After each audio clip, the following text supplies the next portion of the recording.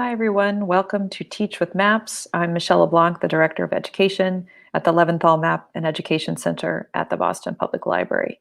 And today we're going to be focusing on Indigenous presence on Euro-American maps.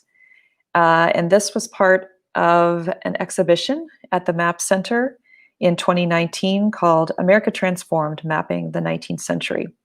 There is a link at the bottom of your screen that will take you to the slides I'm going to present today, as well as links to the maps and to a full map set that was developed by Acamount Educational Initiative, our partner in this exhibition. And they are a group composed of Native educators based here in New England who brought Native viewpoints to this show and completely helped us rethink our collections through the lens of Native presence. So I hope that you'll join along and hope that these materials will be useful for your classroom. This particular exercise is one that we used with students actually here in the Map Center when they came to visit. So there is our collections page, and you can go there to find the map set as well as the exhibition. So to begin, the maker of this first map I'm going to show you was a man named Nachaninga, No Heart of Fear, who was an Iowa chief. And what we would do with students is to give this very basic background and say that this was a map created in 1837 by Nachaninga to present his case in Washington, D.C. about the land that his people lived on. And the instructions to students are very simple. Pick a section of this map. It can be a large or a more zoomed in section that interests you for whatever reason you find it compelling.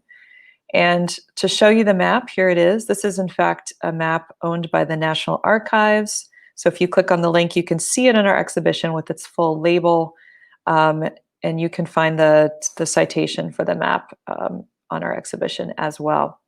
So asking students to zoom in, and after some time coming back together to ask the students, if Nachaninga were here in this room with you today, what would you ask him about this map? Now, as you are looking at it, you may be asking the same sorts of questions. What are the lines? What are the circles? What are the dotted lines?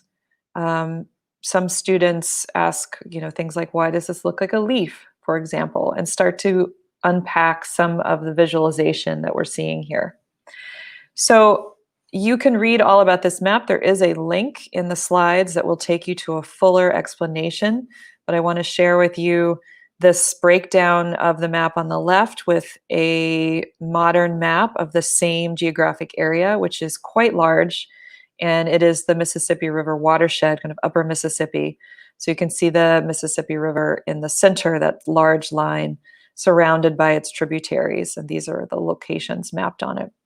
And those dotted lines are migration routes as far north up into Wisconsin to gather maple sap, moving between hunting grounds, and those circles with dots in them are villages, and the empty circles are lakes.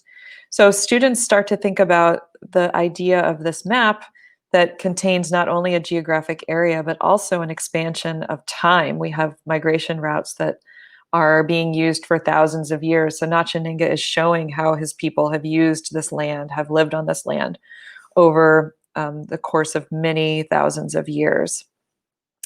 So we repeat the exercise with a second map, same prompt, asking students to look at this map and pick a section that interests you and be prepared to discuss what they see on this map as compared to Nachaninga's map. So this is the second map, a 1902 map of the United States. And as you may be noticing, maybe you would pick out a section that has very geometric squares on it, a result of the US survey system divvying up the land into smaller and smaller squares, and territories out west that have become states in this very geometric way. And also the rising empire of the United States. We have the Philippines and Alaska on the bottom of this map, which you can see a lot closer as you zoom in. So comparing this concept of land as commodity, land being owned, with Nachaninga's idea of land being a part of the identity of his people and how they move across the land and are connected to others versus, again, this very commodification of the land. So this gets you started with students to really think about how Native peoples understood the land. And it can be a really compelling way to bring in these maps to your classroom. Within the map set, you will find other examples of maps and key questions that you can ask students, as well as best practices to frame your study of Native peoples and maps. So I hope this is useful to you, and we'll see you next time.